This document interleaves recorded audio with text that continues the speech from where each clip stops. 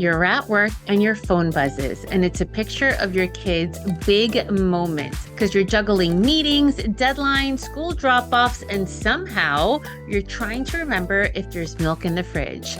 The guilt, I know that it's real. And the overwhelm, I mean, it's constant. And some days it feels like no matter what you do, it's just never enough.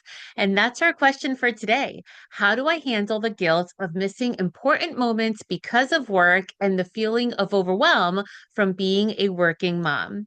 Hi, my name is Vanessa De Jesus Guzman, educator of 18 years turned licensed therapist specializing in working with kids and with moms. On this Consultant Counselor series, I answer real life parenting questions to help you find the calm in the chaos of parenting and not lose your, well, here we go.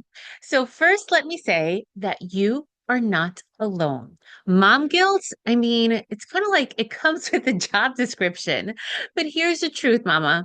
You are not a bad mom because you work, either because you have to go to work or because you choose to go to work. You are not a bad mom.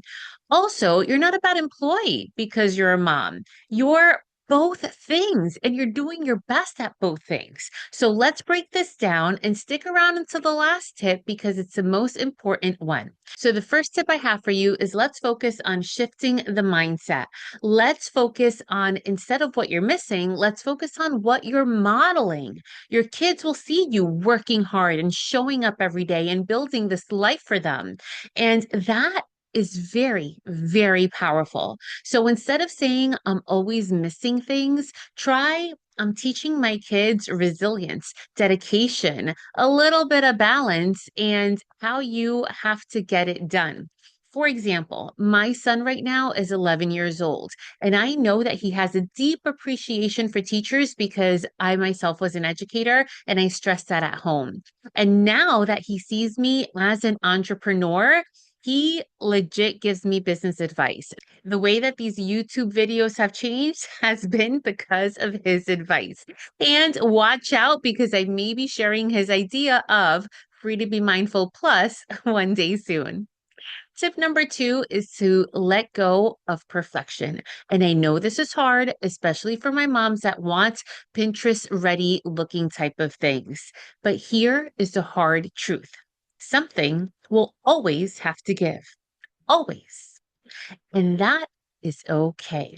Some days you'll crush it at work, and other days you'll be the all star mom. And some days you will just be surviving on coffee and wine or cafe rum.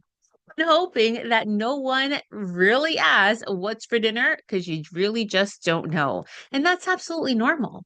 The goal isn't to be perfect, the goal is to be present in the ways that matter. My third tip for you is to set boundaries and get help because, yes, overwhelm is going to happen when everything is on you. And not everything has to be on you. So delegate when you can, ask for help. And if work is creeping into your personal time, set clear boundaries at work. Some ways to do this is protect your family time. So turn off notifications, get the email off of your phone if you can do it, and make sure that after hours or whenever you set that time at home, that it is uninterrupted with your family.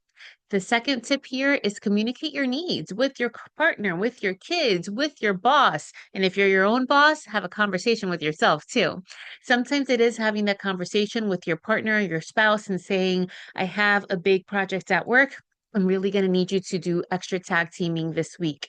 And I personally have conversations with my 11-year-old son, and I will tell him, I have this big thing going on that I have to get done. I'm going to work on it. At this time, I'll put it away, but that means during this hour or whatever the time span is, I need to be uninterrupted. And the third tip here is to prioritize self care.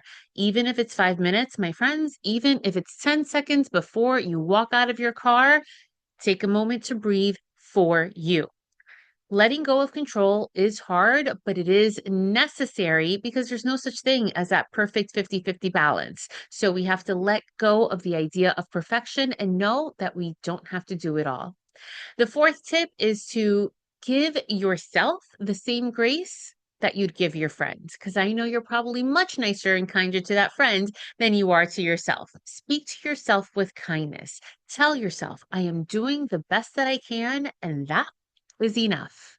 My child knows that they are loved, even if I miss some moments. And I am a great mom and a great professional, and both can be true. And the last tip, my friends, and as I shared with you, this is the most important one, at least in my opinion, is make the moments count. Know that it is really quality over quantity. Because let's say if you are a stay-at-home mom, and no knock on them because they work hard too. But let's say if you're at home with your kids the entire day, but the entire day that you're home, you're scrolling on your phone, then are you really present with your kids even though you're not at work? So instead of stressing over every missed event, focus on the intentional moments. 5 minutes of being fully present and sitting down on the floor and playing with them or playing that round of Mario Kart or whatever it is without distractions, without your phone, without anything else coming into your way can mean so much more than hours of distracted time together. Again, it's not about being there for every moment because that is hard for anyone, but it's about making the moments you're there matter.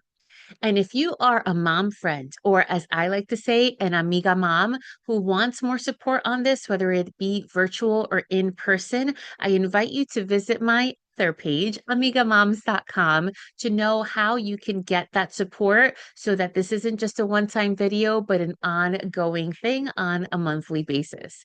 So I hope that this helps. If you think it could help another mom or dad friend, be sure to share it with them and hit the subscribe and notification button so that you don't miss the next video. If you have any questions for the Consult a Counselor series, you can always DM me on any platform at Counselor V De Jesus, or you can leave your question anonymously via the link in the show notes. And remember, in a world where you are free to be anything, you're always free to be mindful. Thanks so much and catch you next time.